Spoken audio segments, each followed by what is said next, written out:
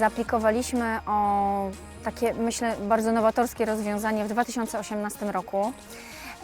Środki przeznaczone były i cały ten pomysł zrealizowany był z myślą przede wszystkim o osobach z niepełnosprawnościami. W ramach tego partnerskiego projektu, który realizujemy razem z miastem Bart, partnerem z Niemiec, oraz Silute, partnerami z Litwy, zakupiliśmy sprzęt, między innymi łodzie, które są w tle, łodzie RIP. Zakupiliśmy również aplikację. Jest to aplikacja taka e-learningowa z przeznaczeniem dla instruktorów, ale instruktorów, którzy już w tej chwili zajmują się windsurfingiem, kitesurfingiem i samym żeglarstwem, żeby dzięki temu projektowi mogli się na profesjonalnym sprzęcie szkolić, żeby móc w dalszej perspektywie szkolić osoby z niepełnosprawnością, wiedzieć, jakie mieć do nich podejście, jak mają przebiegać te szkolenia i tak po prostu realizujemy we współpracy ten projekt już właśnie od 2018 roku. Tak, żagiel jest w łopocie. Teraz musisz wyjść z tego kąta, na którą stronę chcesz. Jak wybierzesz prawy foka shot, to na lewo powinieneś pójść. O właśnie, wybierz jeszcze. Tak, dobrze. I zobacz, teraz ładnie Ci obraca dziób. Pięknie, na żądany hals. I teraz prawy luz. Pięknie, jedziemy. I znowu jak rozpędzisz na żółtą boję. Jedziemy. Dobrze. I jeszcze raz to samo. Stań do w mordę windu, czyli kąta martwego. Żagle luz. I to samo zrób. Zaraz. Tak. Teraz ciągniesz ładnie dalej. Jedziemy. Tak, pięknie. Dobrze. I ostro. Na żółtą boję. Tak, i luzujemy żagielki i odpadamy. Tak. Dobrze. Marcin, chciałbym, żebyś zawsze tak pływał jak dzisiaj.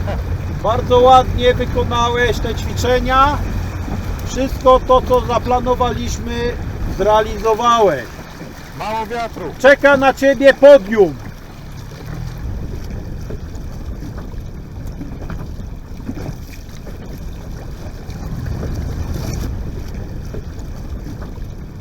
Pozyskaliśmy dzięki funduszom Unii Europejskiej, pozyskaliśmy i zakupiliśmy 6 łodzi typu Hansa 303.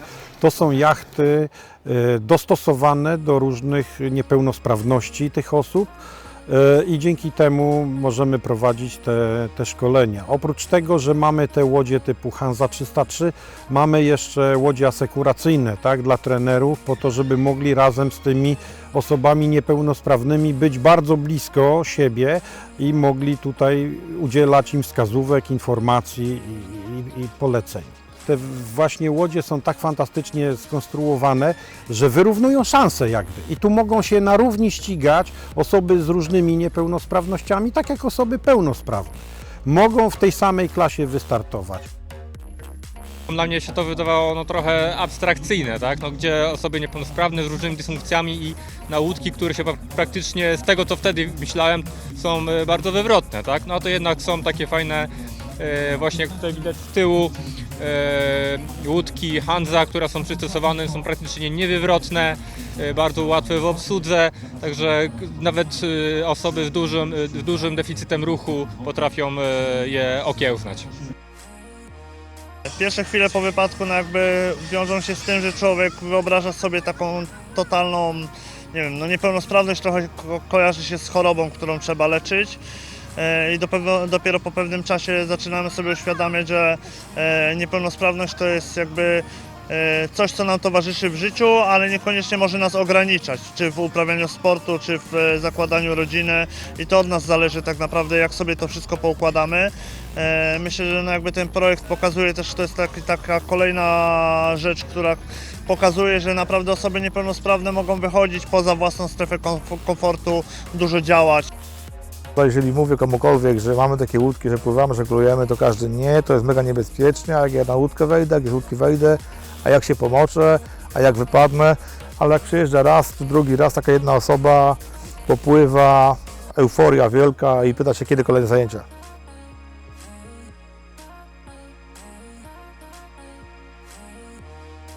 Dokładnie taka była idea tego właśnie, zintegrować, zachęcić, wyciągnąć z domów te osoby i wspólnie się bawić, wspólnie świętować, wspólnie konkurować. O to właśnie chodziło i to właśnie realizujemy. Przede wszystkim jako żeglarz to muszę podkreślić to, że bez pasji, bez empatii tutaj pomocników, żeglarzy, członków klubu, rodzin, też przychylności Urzędu Gminy, który tutaj nas bardzo wspierał w tych kwestiach, no to bym się pochwalił przede wszystkim tymi walorami personalnymi, tak? Bo to, co wszystko osiągnęliśmy dzisiaj, to jest rezultat tej ciężkiej pracy tych wszystkich osób zaangażowanych w ten projekt. Większość mojego żeglarstwa spędziłem na morzu. Tam podnosiłem swoje kwalifikacje i raczej się kręciłem po morzu. Dopiero niedawno, zasadniczo jak zaczął się mój problem, wiele rzeczy odrzuciłem ze swojego życia, które myślałem, że są niemożliwe, ale po prostu w zeszłym roku przyjechałem, wsiadłem na łódkę i stwierdziłem, że mogę sobie tu miejsce znaleźć dla siebie i też dobrze spędzać czas. Moim przodkom jakieś to tłumaczyłem, może śmiesznie to zabrzmi, ale jak się nie widzi przeszkód, to się nie boję tego. Im więcej takich inicjatyw właśnie dla osób niepełnosprawnych, tym więcej osób może w tym brać udział. No i wychodzić z domu, integrować się z ludźmi, z innymi niepełnosprawnymi, ze sprawnymi, tak? Rozwijać jakieś pasje albo właśnie poznawać też różne fajne sporty, typu właśnie jak tutaj mamy żeglarstwo. Tyle szans, ile odwagi, tak? Myślę, że nie było tutaj trudności, bo tutaj jest świetnie przystosowana marina, tak, pomoc tutaj załogi jest po prostu rewelacyjna i naprawdę nie czuć tutaj żadnych barier. Możemy wsiąść na łódki i po prostu popłynąć, a wózek zostaje na lądzie.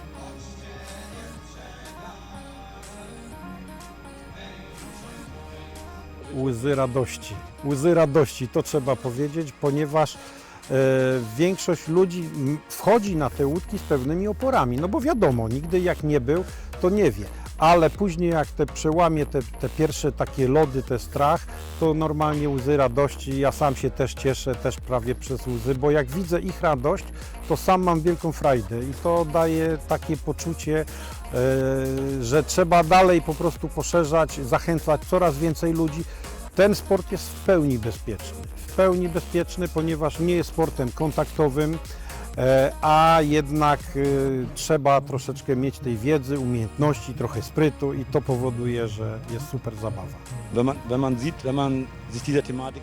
No, patrząc tutaj na nasz obiekt, jak jest profesjonalnie przygotowany do tego i bez tych wszystkich barier architektonicznych i przede wszystkim również kompetencje tutaj ludzi, którzy się tą tematyką zajmują, no to jesteśmy prawie pierwsi, jedyni w Europie, a może nawet w świecie i tylko tutaj można pozazdrościć tego, bo no, tego w BART jeszcze na takim poziomie, na takim etapie jeszcze nie mamy. Man sollte das als beispielhaft, ich sag mal, auch kommunizieren und bewerben und den Leuten, ich sag mal, wenn überall, wo Infrastruktur, diese Voraussetzungen sind.